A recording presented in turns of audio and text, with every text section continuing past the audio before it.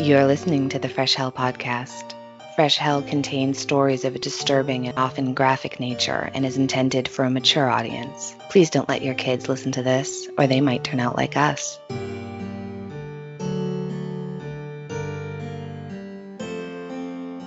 Hi, I'm Annie from the US. And I'm Johanna from Austria, and you're listening to your favorite international podcast. The podcast where two women who've never met come together weekly to discuss history's most unsettling tales, because sleep is kind of overrated, apparently. That's right. Who needs sleep? Not us. We want to give a huge shout out to our newest patron members. Some of them are returning. Thank you, Iris Moreno, Mary Childers, thanks, Mary, Emily Borisall, and Jenna Wise Hudak.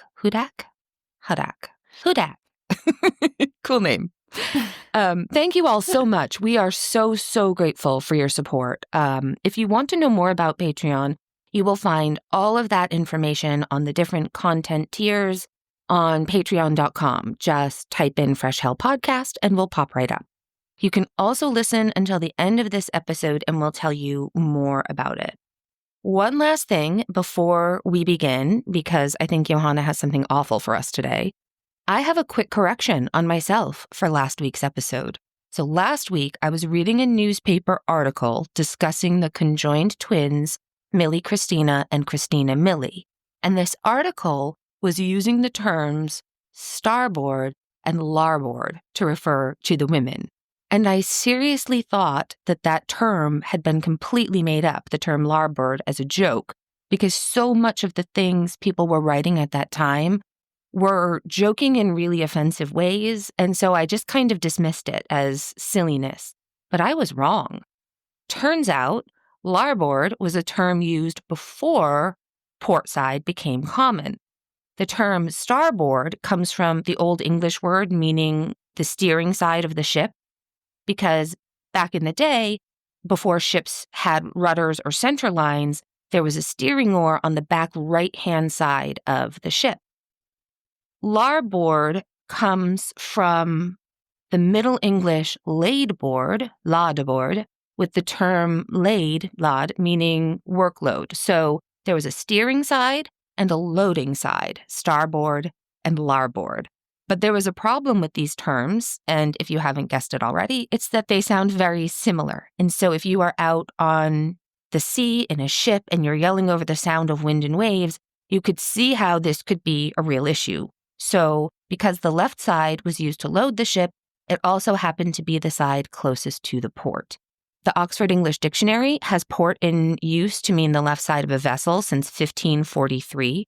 In 1844, the Royal Navy ordered port to be used instead, and the U.S. Navy did the same in 1846, but it was still used for a while on whaling ships. So that's something I had no idea. Did you know? You didn't know because you would have told me. No, absolutely not. So I thought that was interesting. I apologize. Thank you for letting us know. And now it's time to jump right into today's episode. This is an old-timey murder for us, our favorite. And this time it all took place in Switzerland. Yeah? That's right, yeah. I tried to remember if we ever talked about a crime that took place in Switzerland, and the only thing I could come up with was the murder of Empress Elisabeth of Austria, who was stabbed at the shores of beautiful Lake Geneva. And you covered that beautifully in our Habsburg episodes. So I figured it's time to do a Swiss-centric episode. After all, it's one of our 8 neighboring countries. Did you know that, Annie, that Austria shares a border with Germany to the northwest, Czech Republic to the north, Slovakia to the northeast, Hungary to the east, Slovenia to the south, Italy to the southwest, Switzerland to the west, and Liechtenstein also to the west, and it's between Austria and Switzerland. It's this tiny little country. I had no idea. That's a lot of borders. I'm terrible at geography. You're not used as an American, right? Yeah, that gives me anxiety, just having to memorize all those. I'm so bad at geography. Switzerland is also part of the so-called Dach region. And no, we're not discussing rooftops, because here's a fun fact. Dach actually means roof in German, but in this case, it's all capital letters, D-A-C-H. And it's an acronym used to describe the 3 German-speaking countries in Central Europe, which obviously D stands for Deutschland or Germany, A stands for Austria, and CH stands for Switzerland, and that's because Switzerland's official abbreviation is based on its Latin name, Confederatio Helvetica. And the reason why the Latin name is used for the Swiss abbreviation is so that they kind of stay neutral among its 4 official languages. I find that really neat. Oh, yeah. Yeah, because that tiny country Switzerland that's famous for chocolate, cheese, neutrality, bank secrecy, it has many official languages, 4. That's very cool. But we also, I don't know if it's the same there, but in America, there's a saying like, I'm Switzerland. Like, yeah, same here. If my nieces are fighting and they want me, it's like, if look, you're you guys, I'm neutral, Switzerland. You guys got to work this out between each other. You know what I mean? Yeah. Absolutely. Yeah. So Switzerland, tiny country, 41,290 square kilometers. I'm sorry, I didn't convert this. I forgot it. It's a little bit smaller than Austria, or if you prefer US measurements, it's about the same size as the US state of Maryland, apparently. Oh, okay. Population. Switzerland has around 8.8 million people, so a little bit less than Austria. We just cracked the 9 million. They're mostly packed into the cities like Zurich, Geneva, and Basel. And of course, the capital Bern, which, let's be honest, most people forget is even the capital, I have the feeling. I have a feeling it's like with Australia and Sydney, where everybody thinks Sydney is the capital of Australia. Yep. Switzerland is very similar to Austria, but even more so because it's mostly mountains. The Alps take up about 60% of the country, so most people live in the valleys and flatter areas.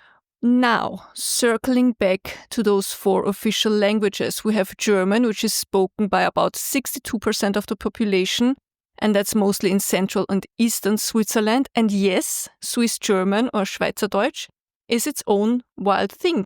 23% speak French, and then we have Italian, spoken by roughly 8% of the population, mainly in the south. And then we have Romansch, which is spoken by less than 1% of the population, mainly also in the Graubünden region. And this is a descendant of Latin, and it's Switzerland's tiniest, most fascinating language. And the fun fact here is that it only became an official language in 1938.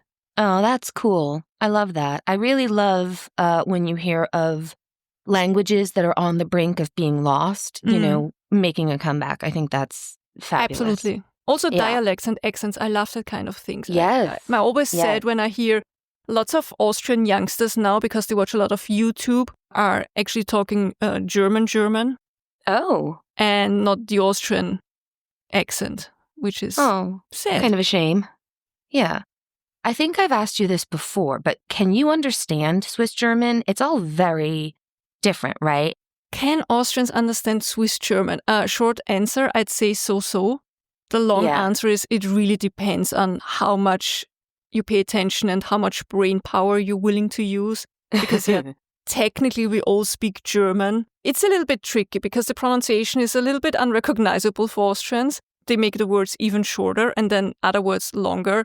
And then they have completely different words, like we say Sackerl for shopping bag, and they say Säckli, and we say Grüß Gott, they say Grüezi.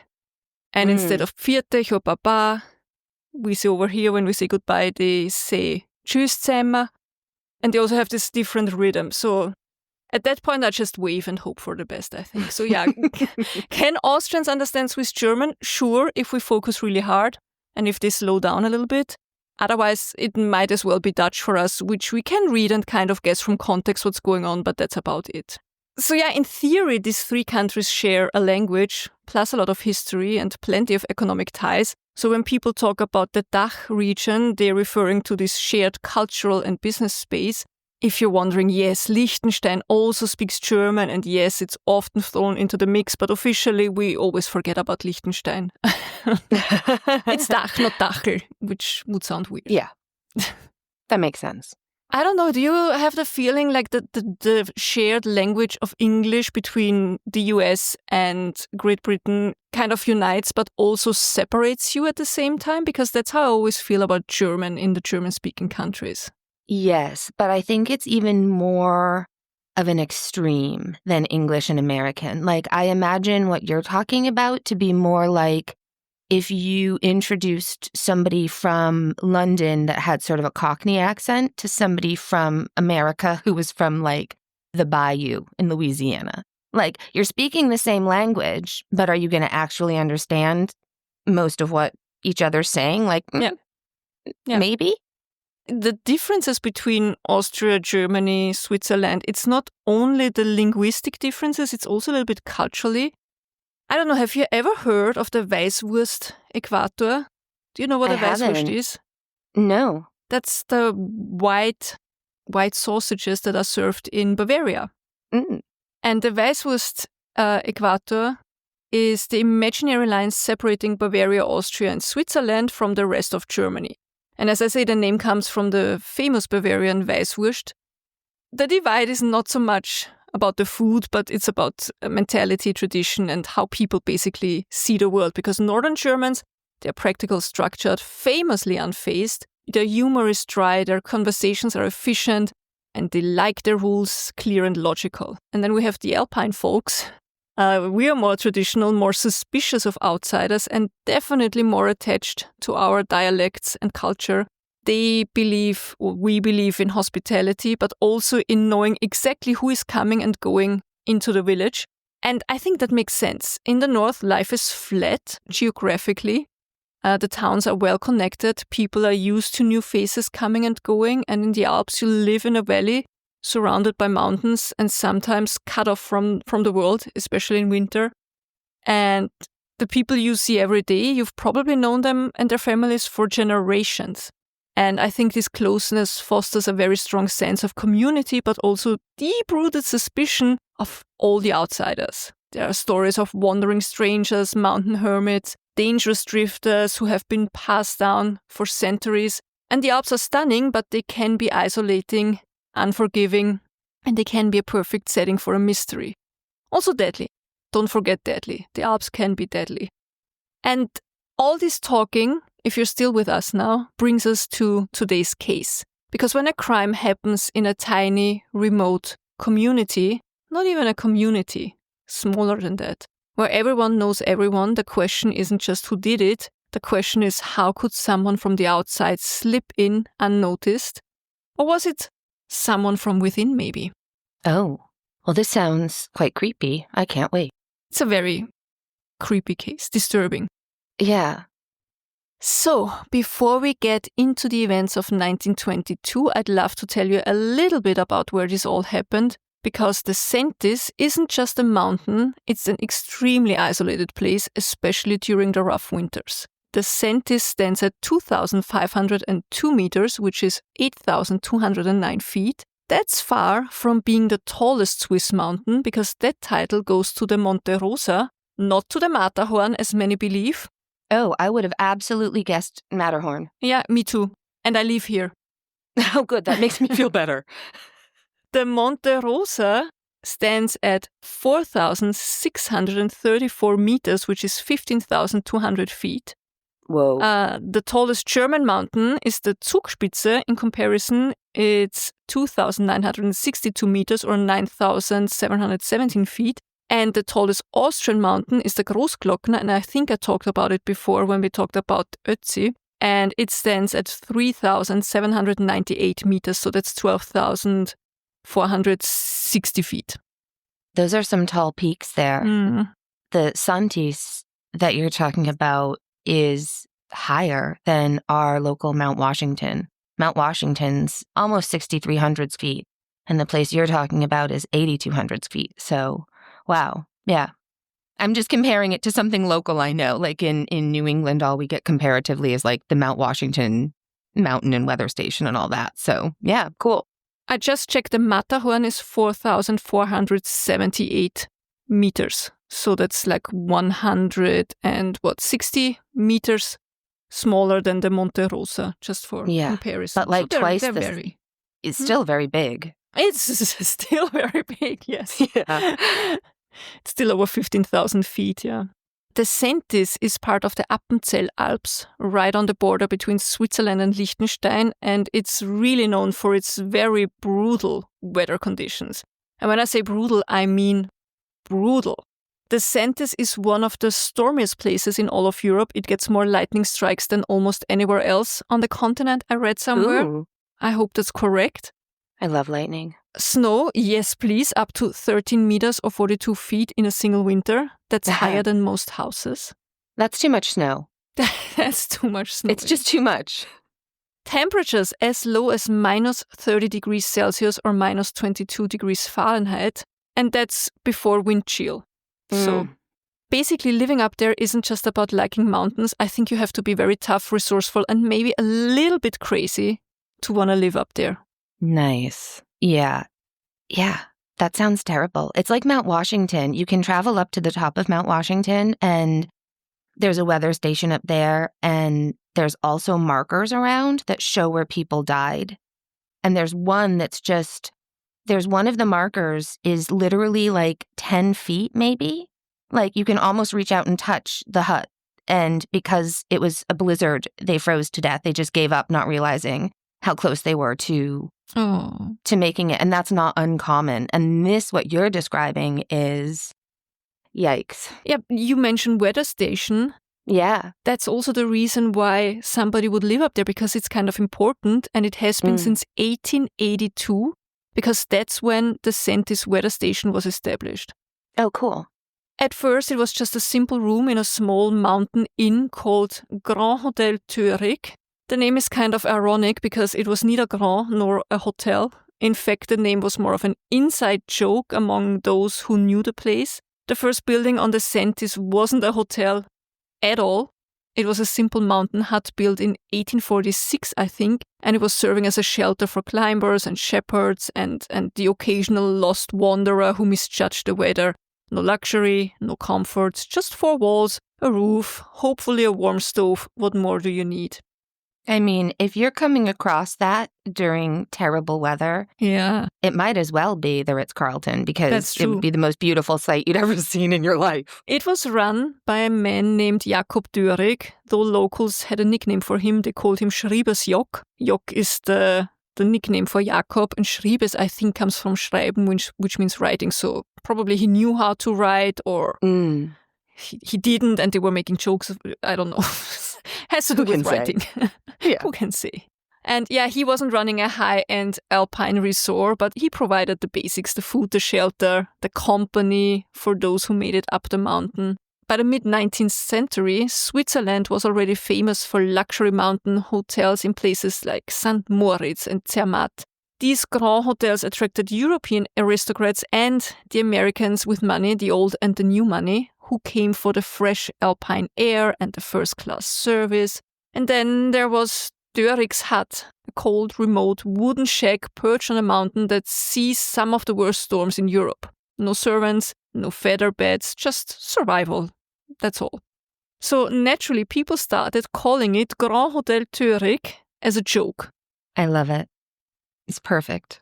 And when the weather station was set up in 1882, it was still referred to by this ironic name. And eventually a proper stone building replaced the original hut in 1887. But the harsh conditions remained the same. They were just a little bit better protected then.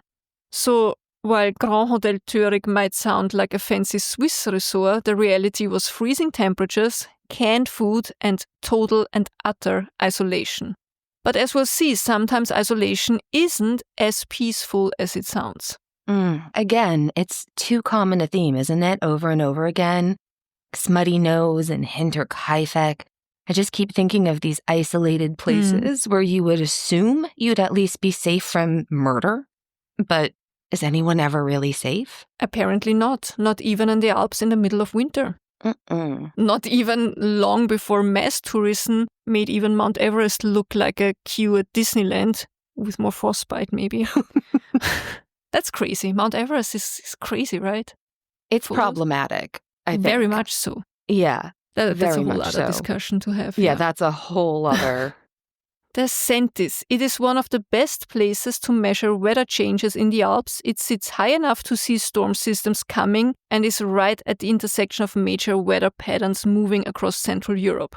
In the early 1900s, there were no satellites, no radar, no high-tech forecasting tools, So mountain weather stations like this one were absolutely vital for predicting storms and protecting people in the valley below.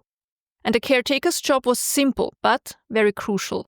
Record the weather conditions, monitor temperatures, and send regular reports via telegraph so people down in the valley knew what was coming. And as I said, this station high up on the Säntis was completely isolated in winter.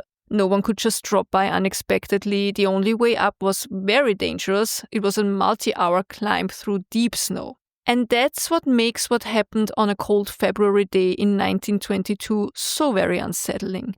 Because that day, on 21st of February, a visitor arrived that they were not expecting. And this time, it wasn't just the weather that turned deadly. Oh, and I forgot to mention, if you're wondering if they ever got a lift up there, I think that was built in 1937 or something around that time. Oh, okay. So they'd have to ski up? Yeah, hike up and ski down mostly, yeah. Hike up and, okay. That's exhausting. It's exhausting. Especially when you have to get kind of supply up there. To understand this case, we first need to look at the lives of the two victims, Heinrich and Maria Magdalena Haas. They were a couple who dedicated themselves to this extreme and isolated way of living as the caretaker at the weather station. But before they found themselves living atop a mountain, let's rewind really quickly to 1919, because that's the year that set everything in motion. The previous Säntis weather station caretaker had just retired after 30 years on the mountain. Can you imagine doing that job for 30 years? No. I can think of people who I know who are really true introverts who that sounds ideal to, but no. I think it's in summer I can imagine doing that, but in winter, no. Too cold. Too cold. This job was no small deal. It meant spending months at a time in total isolation with only your weather instruments. The only way to communicate with the valley was the telegraph, and then you had the occasional visitor for company. But at least the position was well paid, and it came with a lot of respect. And as you said, for the right person, it might be a dream job. And for Heinrich Haas, it was exactly that. It sounds like a little bit like an old-timey Shining sort of situation. You think he went up there just to write, oh, that's perfect because I can write the whole winter. Yeah, Yeah, it really does. But in this case, the murderer is not the caretaker suffering from cabin fever. Here, the murderer was someone who was dedicated enough to climb up that mountain in the dead of winter with a weapon. Ugh. But we'll get there. I hate a motivated murderer.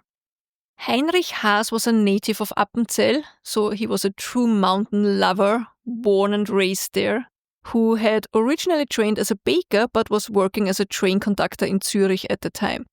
He had applied for the Säntis position along with 50 others, but in the end, he got the job. His passion for the mountains ran very deep. The first time he ever climbed the Säntis, he reportedly said, quote, "Up here, it's beautiful enough to die," end quote. Oh, foreshadowing. Yeah, I'm afraid. It's a little bit chilling in hindsight, I'd say. By October 1919, Heinrich and his wife Maria Magdalena moved into the weather station, this rather rugged stone building perched high above the world. We have photos we're going to share. Maria Magdalena wasn't just the wife of the caretaker, because this job actually required, at best, a married couple. Because you needed two people to handle the extreme conditions and to ensure that if one fell sick or got injured, the other could keep things running. And I think the idea was that a married couple was less likely to fight or had a fallout. Sure. Yeah, it makes sense. I could live up there if I had Paul with me. Yeah, and the dogs. Yeah, exactly. Maria Magdalena was Heinrich's second wife.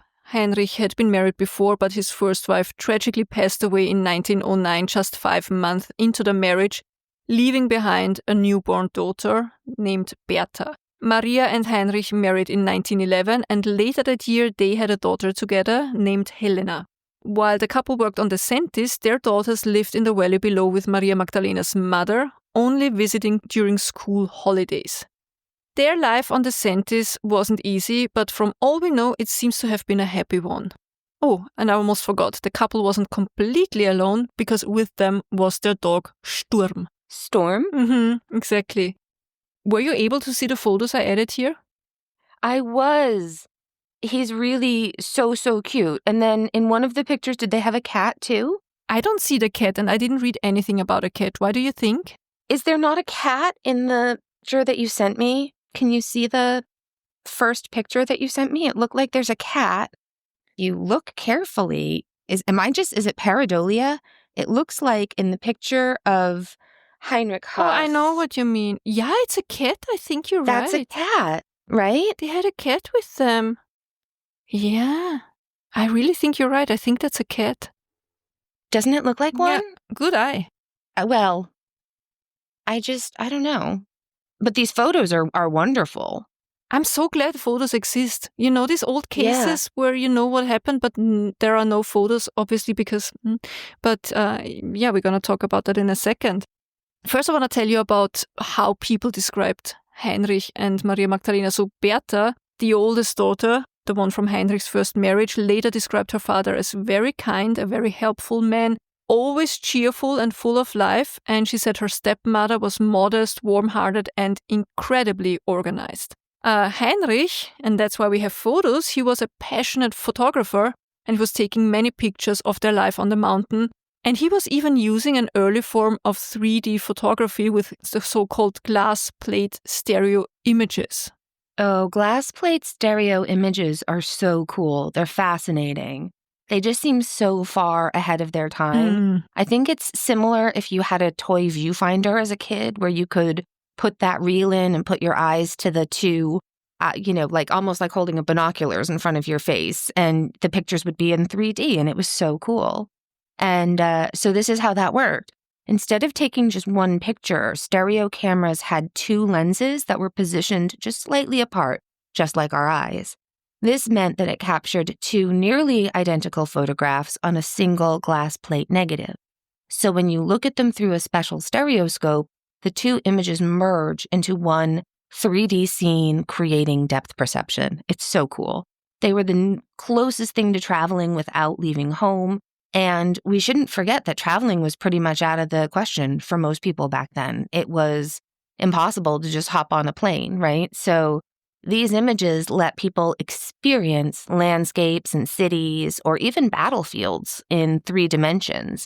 Yeah, I think exactly. That's how they were marketed here. When they came out here initially, they weren't necessarily for children. They were souvenirs so that people could see what the Grand Canyon looked like or something like that. So, yeah, absolutely, very cool. Yeah.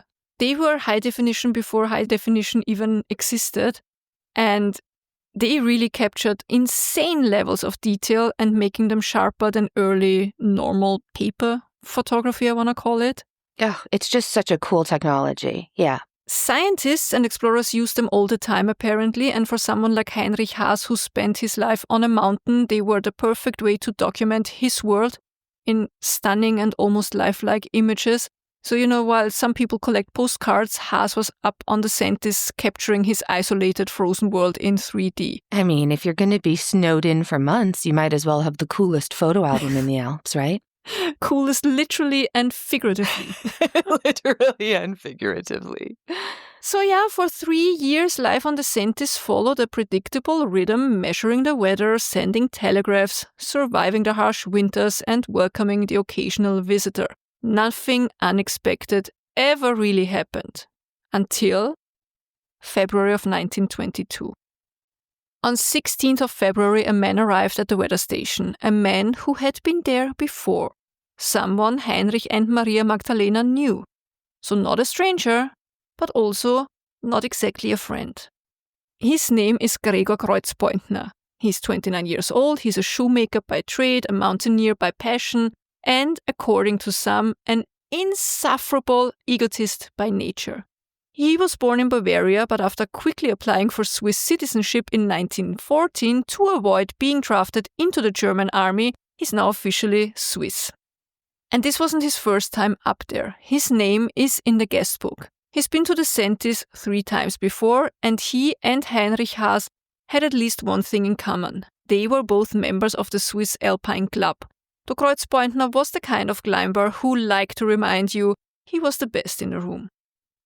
You know what? No, let me rephrase that. Kreuzpointner and Haas have actually 2 things in common. Because a few years earlier, when Heinrich applied for the Säntis caretaker position, Gregor Kreuzpointner too had applied for the same job.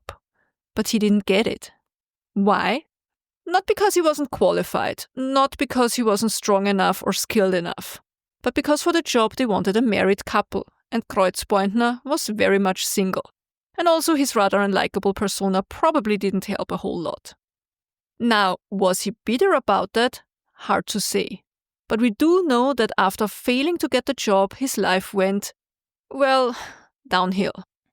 His first attempt at shoemaking business failed. His second attempt also failed. By December 1921, he was bankrupt, running from debts, and in need of a fresh start. And 2 months later, there he is, standing at the door of the Säntis weather station. At first, Magdalena and Heinrich don't seem to be worried. It's not unusual for climbers to stop in for a meal, warm up, maybe spend the night. And besides, it's winter, there's nowhere else to go. I mean, they also have this kind of, it's their duty, more or less. They have an obligation. Obligation, yes.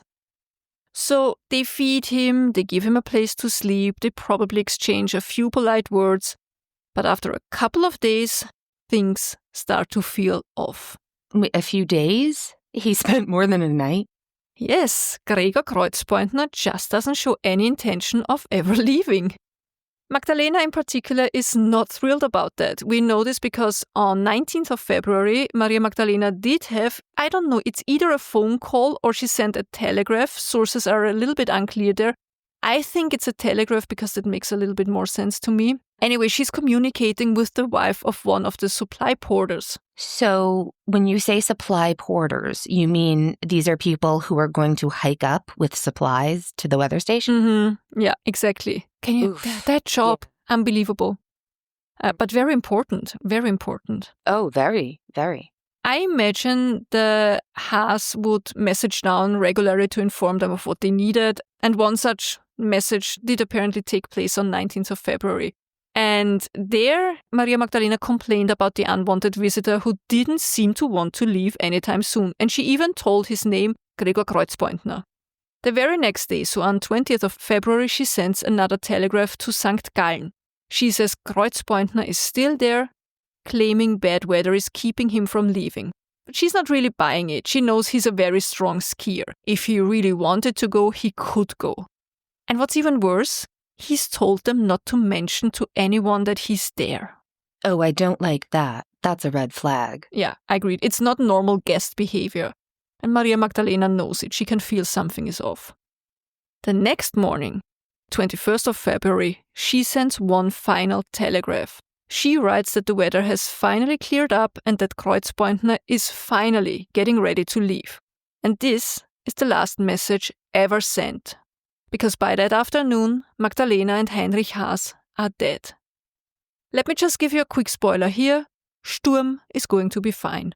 The details of their final hours are mostly lost to time, but forensic evidence gives us a little bit of a picture of what likely happened. We know that Heinrich Haas was killed first, probably around 1:30 p.m. He was found outside, lying face down 20 meters or 65 feet away from the wind measurement hut. He had been shot from behind from several meters away. There's something strange though. If Kreuzpointner had just wanted to kill Heinrich quickly, he could have done that inside or near the main building. Instead, Heinrich is found further away in a place he wouldn't normally be going in that weather, which suggests that either Kreuzpointner forced him to move, possibly at gunpoint, or maybe Heinrich tried to run for his life before Kreuzpointner pulled the trigger. Then, about 30 to 60 minutes later, inside the weather station, Maria Magdalena Haas was murdered. She was shot from a few meters away, hit directly in the chest, and died on the spot. But the first bullet missed. It lodged in the wall behind her, which means she saw it coming. Oh, she knew that she was going to die. I hate that. Yeah, it's horrible. And the weapon was a Browning pistol. It's also the obvious choice if you have to carry it up a mountain, right? A pistol. A pistol. Not a shotgun. Yeah. So it was a Browning pistol and it was firing dum-dum bullets, which is ammunition so brutal it was banned under international law. Unlike regular bullets, dum-dum rounds expand and shatter on impact, ripping through a body like a tiny grenade. And they, because they were banned, weren't easy to get, so either Kreuzpointner had obtained them illegally through whatever source, or he had modified them himself by filing down the tips. And just like that, in under 2 hours, the Haas couple was dead. And here's the thing, Kreuzpointner doesn't steal much. He takes the cash, which wasn't much, and a few pieces of jewelry, but he doesn't ransack the place. If robbery was the motive, he did really a terrible job of it. So, if not robbery, then why? That's a good question, and many believe that the most likely explanation is revenge. Ugh. He had wanted this job badly. It was his dream to be the Säntis caretaker, but he hadn't gotten it. Heinrich did get it. And Kreuzpointner, he had kind of, from that moment on, just bad luck. He had lost everything. His business had failed twice. He was bankrupt. He was humiliated. He was running out of options. Meanwhile, Heinrich and Magdalena were still up there living their best lives, in his mind. Was that enough to kill for? It seems so. It's definitely possible. And after murdering both of them, Kreuzpointner doesn't even bother to hide the bodies. He just leaves. And that night, down in St. Gallen, something small but significant happens. For the first time in days or even weeks, the Säntis weather station fails to report its daily weather data. But, to be fair, this isn't completely unusual. In winter, with harsh winds and heavy snow, sometimes the telegraph lines get knocked out, so no one panics yet. The next day, on 22nd of February, a mountain porter named Josef Rusch and his son set out to check the telegraph wires. They assume the storm has knocked out communication, but the snow conditions are so extreme that they have to turn back before reaching the summit. 3 more days will pass. And then, finally, on 25th of February, Rusch and his son try again. And this time, the weather allows them to climb higher. They notice something strange, a single ski track leading away from the station. The snow has partially covered it, but it's clear someone left the summit days ago. But still, no sign of Heinrich. Normally, when supply porters arrived, he would wave and call out to greet them. Today, nothing. And the chimney? Cold. No smoke. So they assume Heinrich and Magdalena are sick, maybe trapped inside by illness or an accident, so they push forward. And then they hear it. A dog. Barking and howling from the inside of the station. Oh, Sturm has been alone for days and days. Poor baby. The men reach the main door and it's locked. And inside they can hear Sturm going absolutely wild. So they break down the door. And there, next to the telegraph desk, in a pool of dried blood, lies Maria Magdalena Haas. And the whole room is a disaster. Papers everywhere. Furniture overturned. But it's not from a struggle. The police later determines that the dog had been trapped inside for 4 days and therefore had been panicking and going absolutely bonkers inside the room. Ugh, poor baby, all alone with his dead mother. Listen, I don't love the fact that my brain is more upset by animals struggling than it is for people, but it's been like this my whole life, and I don't think I'm alone. This is all just... It's such a tragic loss. No, I get it. And I think we mentioned it so many times before. So many times. I think it's because we have more passion for children and animals because they are not in control of anything ever. In a way. Right. You know what I mean? Yeah. I mean, not that right. the victims were, but it's even... They're so defenseless. I always have the helpless. feeling children and animals live in a world that is not theirs. That's right. 100%. 100%. So Maria Magdalena is very clearly dead, but where is Heinrich? So they head upstairs, they are searching through the stone building, and they are searching through the measurement hut, and finally they find him face down in the snow exactly where he had fallen after being shot in the back. The calendar inside the station still shows 21st of February, so that pretty much confirms that that must have been the day of the murders. Okay, so... Do they have a name, though, from the telegraphs that Magdalena had sent? Do they suspect him right away, right? Yeah. So they have the name. Maria Magdalena was very smart about that, I think. That was really, really smart. I wonder if he knew that she had already said that he was there and if that would have made a difference.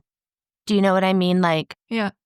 Like, I wonder if she had said, oh, I already told them you're visiting, if maybe he wouldn't have done it, or if that would have made a difference. Possibly. There's no way to know. So, of course, he's the number one suspect pretty much from the start. I mean, who else was up there, right? Right.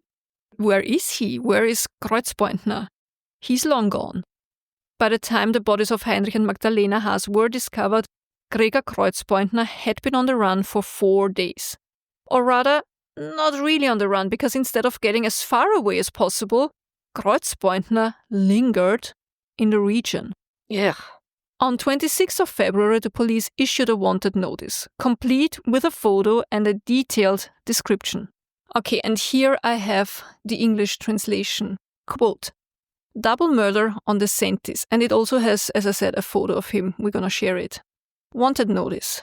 Gregor Anton Kreuzpointner from Herisau, Switzerland, formerly a German national, shoemaker, born 28th of June 1892, approximately 165 centimeters or 5 feet 5, right?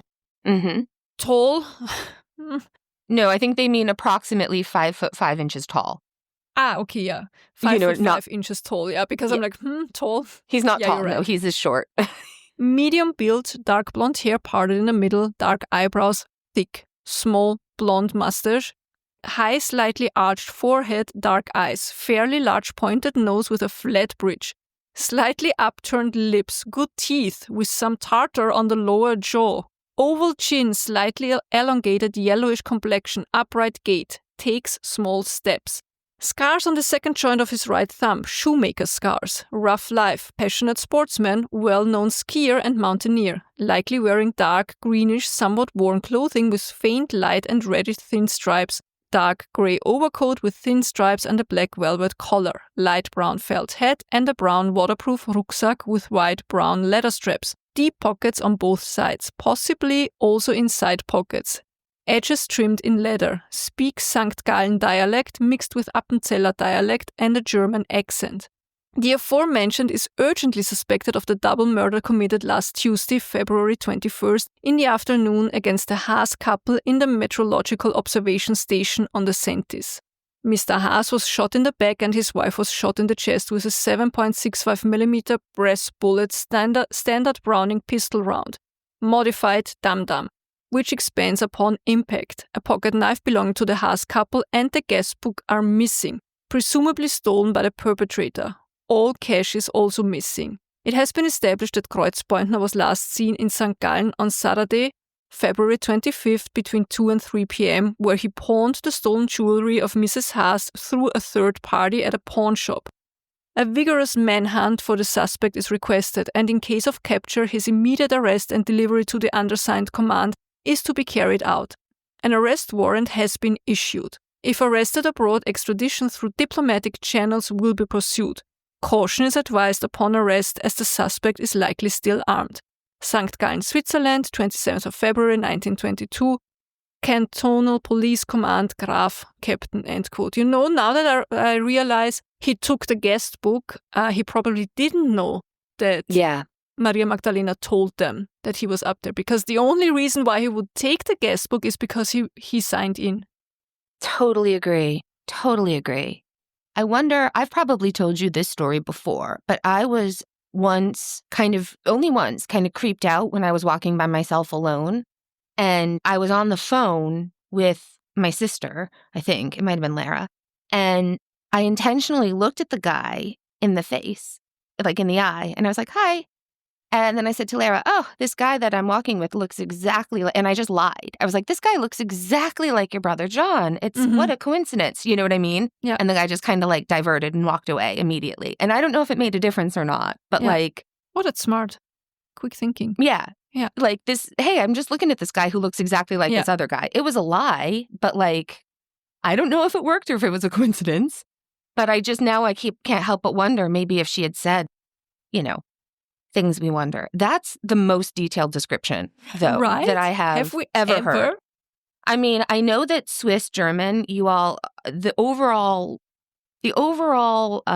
what's the word? Stereotype that Americans have of like the Swiss and German is precision. Yeah. We think about watches, we think about German cars, we think about, being on time. Like when our friend Ingrid came to Boston for the day and she accidentally got off at the wrong stop because that was the time it was supposed to be in. And in Germany, the trains run on time. And in Boston, good fucking luck. Like you might get there sometime We have a today. saying, 5 Minuten vor der Zeit ist des Deutschen Pünktlichkeit, which translates to 5 minutes before time is on time for Germans.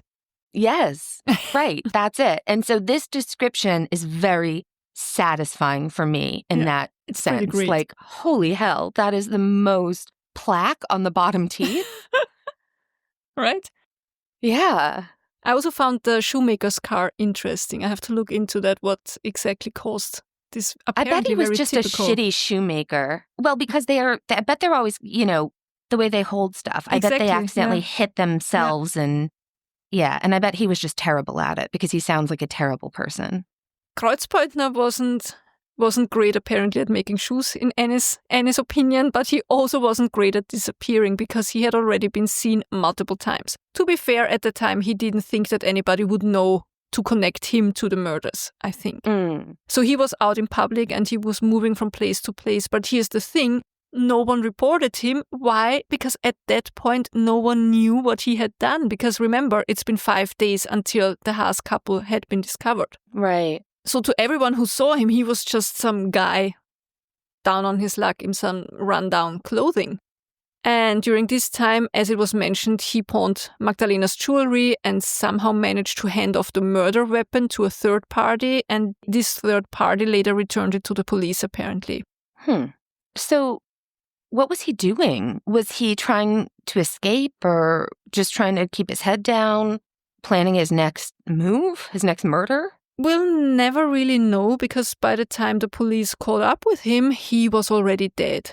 Gregor Kreuzpointner's body was found on 4th of March in the Urnesch region, part of the canton of Appenzell, Ausserrhoden, and he had ended his own life. Whether he had planned it from the beginning or made a last-minute decision, who can say? Here's where things take another turn though, because even in death, no one wanted anything to do with him. So typically when someone dies, their body is claimed by family or it's buried in their hometown, right? But Kreuzpointner, not so much. The place where he was found, in Urnesch, they refused to give him a grave. They didn't want to bury him in their cemetery because they said it would desecrate the cemetery. His birthplace, Herisau, also refused. His last official place of residence, St. Gallen, wanted nothing to do with him either. So that was a problem because under Swiss federal law, authorities were required to ensure that every deceased person was properly buried. So what did they end up doing?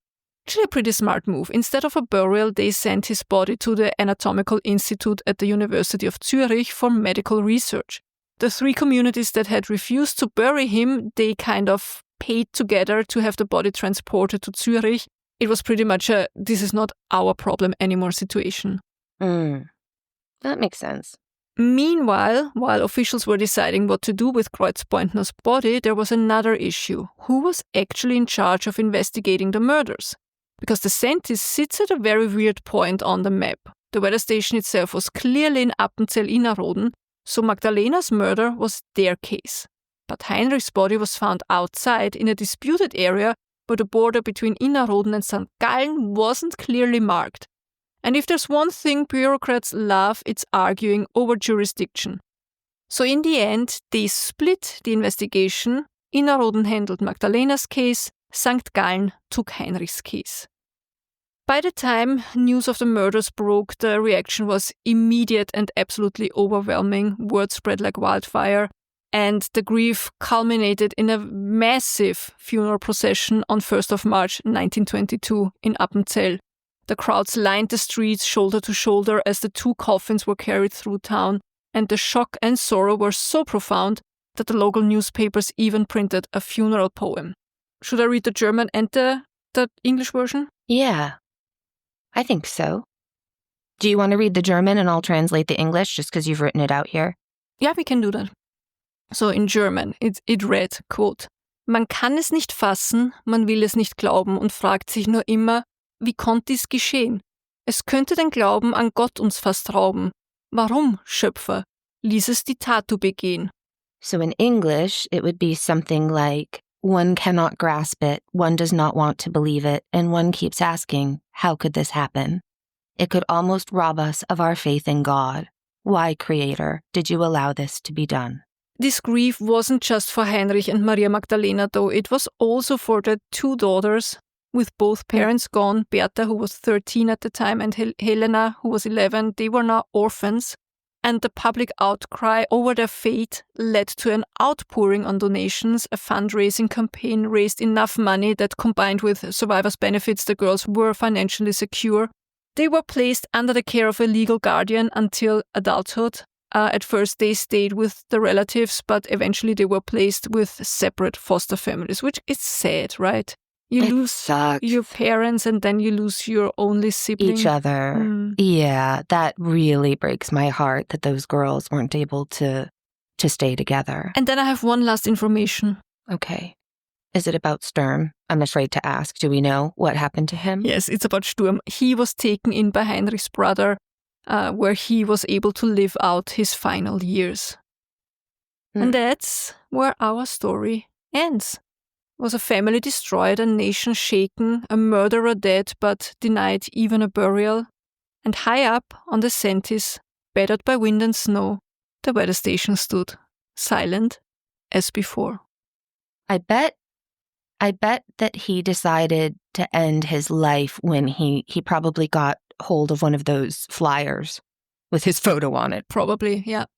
With that out there, there was no getting away from that. Yeah. I mean, and he didn't have the means and the skills to really run away, get away from that situation. What an infuriating story.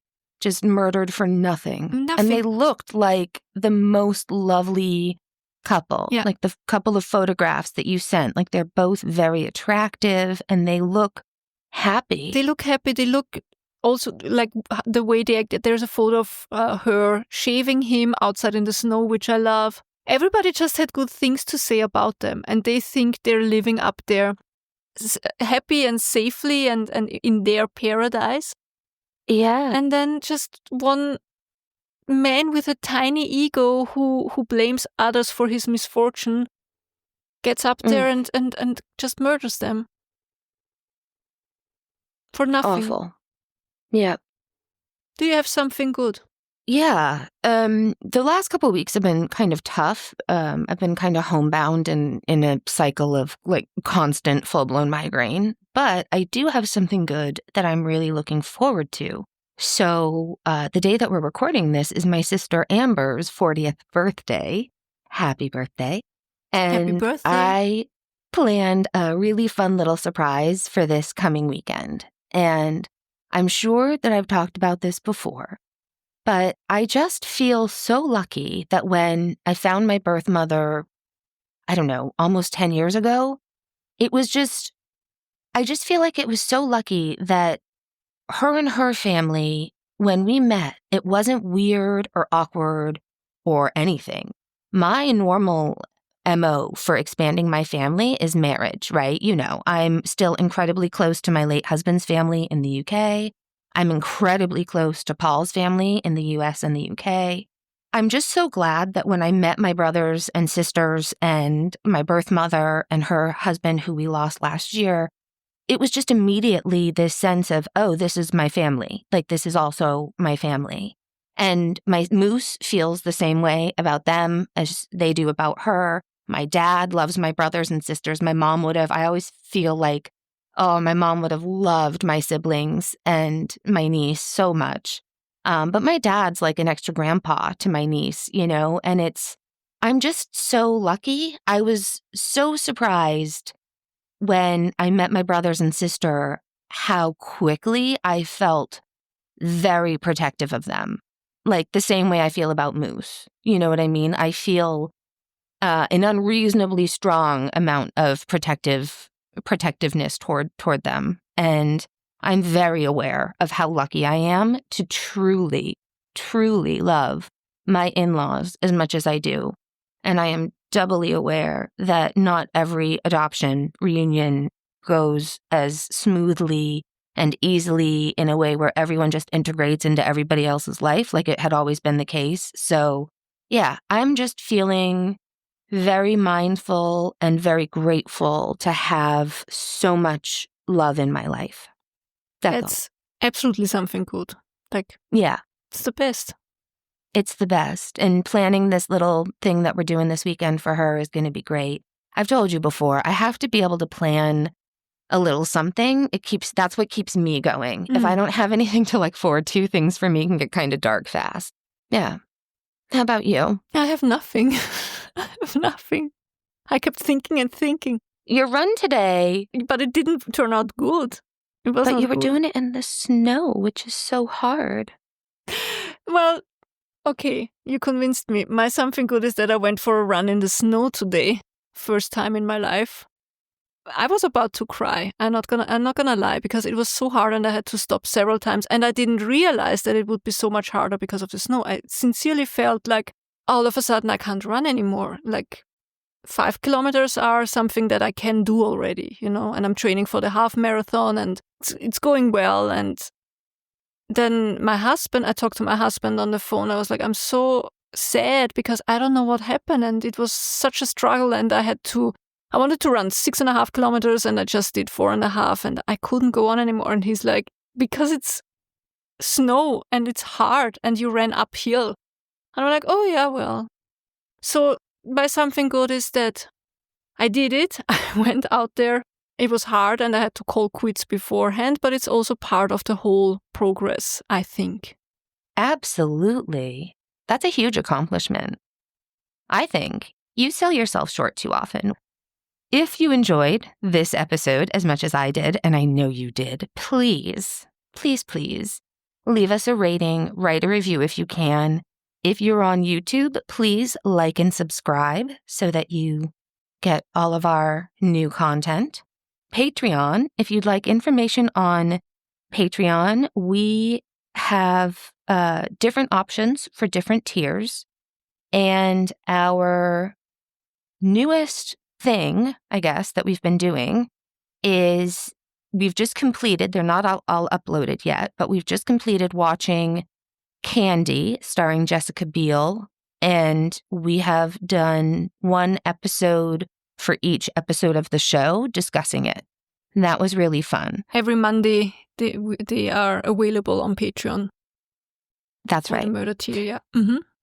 For the murder tier. And now we're starting our second series, which is Welcome to Chippendales. And that is going to be so interesting to talk about.